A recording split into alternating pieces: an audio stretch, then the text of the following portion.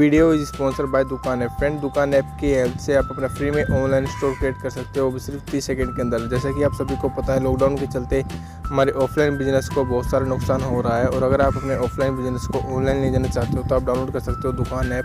Simply आपको यहाँ पे अपने नंबर से लॉगिन होना है। उसके बाद यहाँ पे आपको अपनी बिजनेस डिटेल देनी है, जिसका भी आपका बिजनेस है।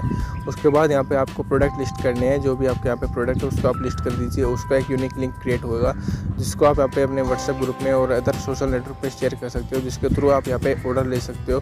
और तो आपके सारे ऑर्डर आपको यहाँ पे एनालिटिक्स में दी जाएंगे, जो कि आपके दुकान ऐप के अंदर है। तो डाउनलोड कीजिए दुकान ऐप, लिंक डिस्क्रिप्शन में। Thank you.